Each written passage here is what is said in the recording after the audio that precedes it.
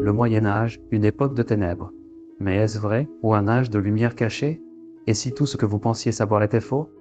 Aujourd'hui, nous allons découvrir comment cette période soi-disant obscure a en réalité été le théâtre d'inventions géniales, de transmission de savoir et de grandes réalisations. Le mythe de la Grande Noirceur. Quand on pense au Moyen Âge, on imagine souvent une époque sombre, pleine de superstitions, d'ignorance et d'intolérance. Mais d'où vient cette idée? Pourquoi le Moyen Âge est-il encore perçu comme une période de grande noirceur, alors qu'il a été bien plus complexe et riche que cela? Plongeons dans l'origine de ce mythe et découvrons pourquoi cette vision persiste encore aujourd'hui. La Renaissance, une rupture volontaire avec le passé. Au XVe siècle, les penseurs de la Renaissance ont voulu se démarquer de l'époque qui les précédait. Pour glorifier l'Antiquité et leur propre époque, ils ont qualifié le Moyen Âge d'âge sombre. Des figures comme Pétrarque parlaient déjà d'un âge des ténèbres, en opposition à leur renaissance des arts et des lettres.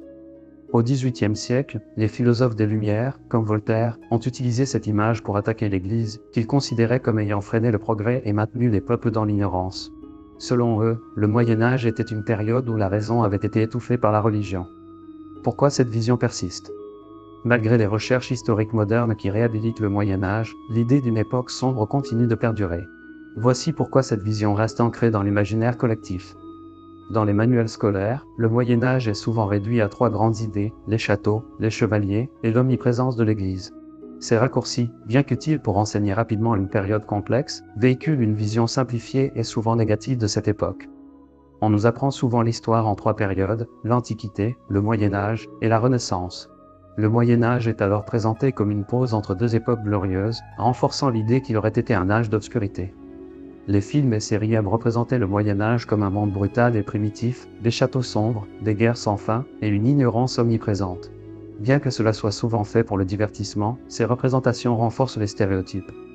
Beaucoup de récits, même historiques, se concentrent sur les aspects dramatiques ou violents de la période, oubliant les réalisations culturelles, scientifiques et sociales. Les philosophes des Lumières, comme Voltaire et Diderot, ont popularisé l'idée que l'Église médiévale avait freiné le progrès.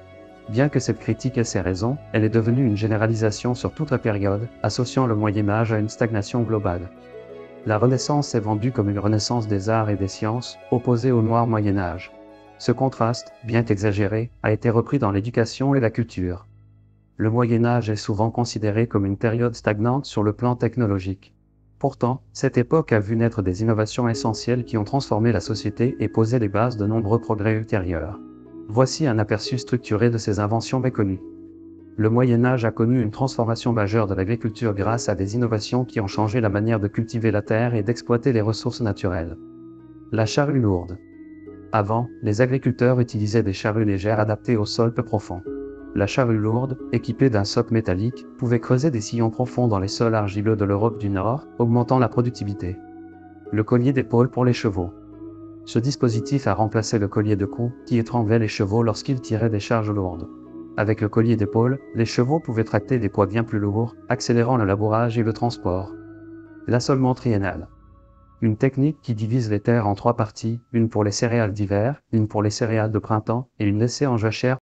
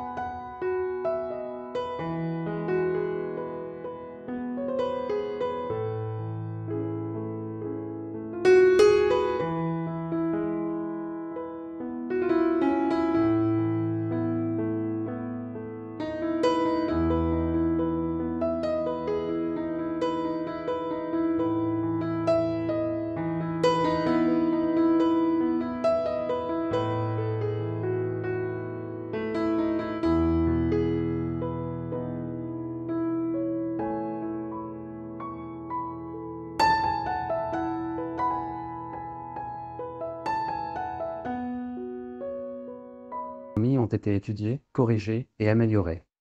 Les figures emblématiques de la science. Alhazen, Ibn al-Haytham, considéré comme le père de l'optique moderne, il a étudié la lumière, la vision, et inventé la méthode scientifique expérimentale. Avicenne, Ibn Sina, médecin et philosophe, son canon de la médecine a été une référence en Europe jusqu'au XVIIe siècle. Averroès, Ibn Rushd, grand commentateur d'Aristote, il a influencé la philosophie médiévale européenne. Ses travaux ont traversé les frontières via l'Espagne musulmane, à l'Andalous et la Sicile, jouant un rôle clé dans la Renaissance européenne. Les échanges culturels, un pont entre les civilisations.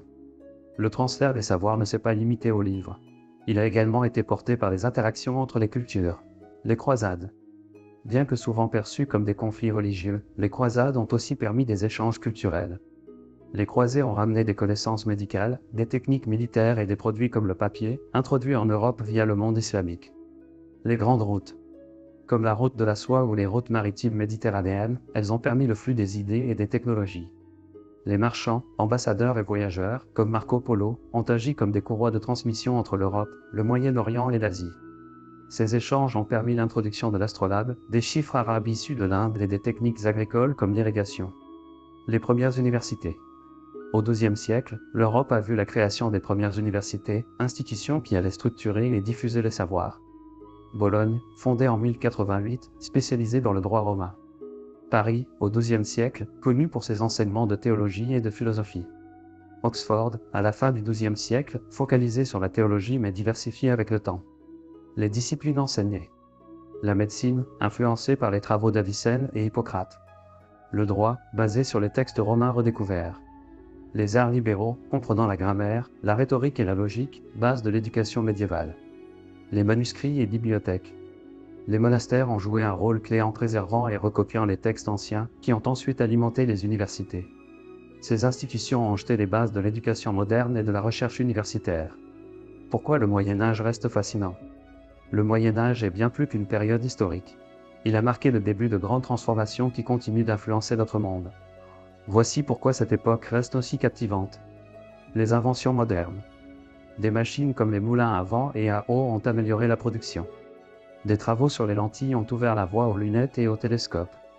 Les horloges mécaniques ont révolutionné la mesure du temps. Les réalisations culturelles. Les châteaux montrent l'ingéniosité militaire et la recherche de sécurité. Les cathédrales gothiques, comme Notre-Dame de Paris, témoignent d'une maîtrise exceptionnelle de l'architecture. Les livres décorés à la main montrent l'importance de la préservation et de la transmission du savoir.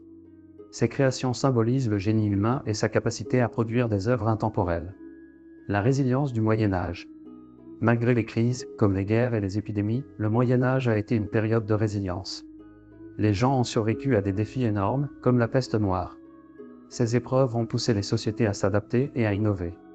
La créativité et la persévérance du Moyen-Âge peuvent nous rappeler que les crises peuvent mener à des progrès. Conclusion.